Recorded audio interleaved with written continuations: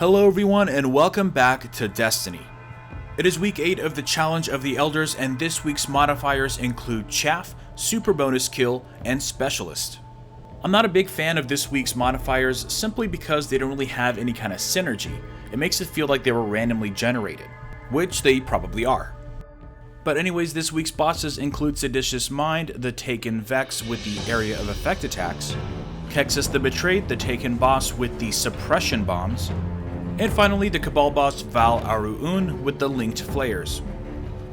As I mentioned before, this one doesn't really have any synergy with the modifiers, so you're pretty much going to want to try to get as much intellect as possible. This is the same bonus modifier as in week 4, so go ahead and click on the image on screen or the link in the description box below to figure out how to get the most out of your supers. Other than that, I did actually notice that it's a fantastic week to farm bosses with that Specialist Skull. You can pretty much stand back and just take out the bosses. So if you still need a 335 Ghost or class item, this is definitely the week to do it. Now, since there's not going to be a lot to talk about in regards to the challenges every week, I figured it's a good idea to go ahead and include the Nightfalls as well. This week's modifiers include Berserk, Small Arms, Chaff, and Airborne. I'm a big fan of Small Arms in the Nightfall, and this couldn't be a better week for it. You can pretty much stand back in safety with a good scout rifle and get the job done with no problem. Or you can landfall a la cool just because you can.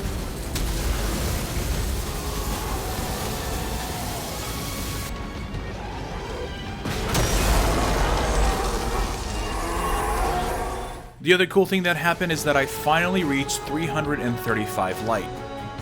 And it was all thanks to last week's Iron Banner. And as you can see, just like with my Titan, I've reverted back to the Iron Banner set, which I prefer quite a bit over the Spectar armor. The only bummer is that I don't quite yet have a 335 pair of gloves for my Hunter, so I do have to rely on the sealed Ahamkara grasps. Although it's not that big of a deal since the sealed grasps are my preferred Hunter exotic. The weapon that I've been using a lot this week has been the Satyrian Rapier. For some reason, I wasn't very big on scout rifles in year 1, so it's been nice to try these older weapons. I've gotten this before, but I didn't have the rolls that I wanted.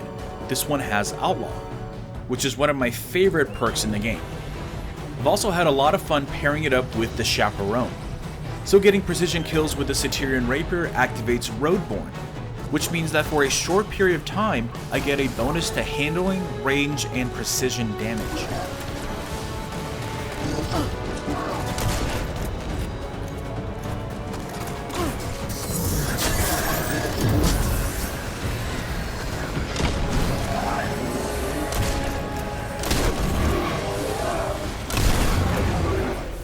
And the beautiful thing about Roadborne is that it continues to reset that counter with every precision kill. But anyways, we have less than 2 weeks until E3, so there's lots of excitement ahead. If you haven't checked out my theory on what we're getting with the Rise of Iron, be sure to check out that video. Drop a like if you can, and subscribe for more Destiny content. And I will see you all next time.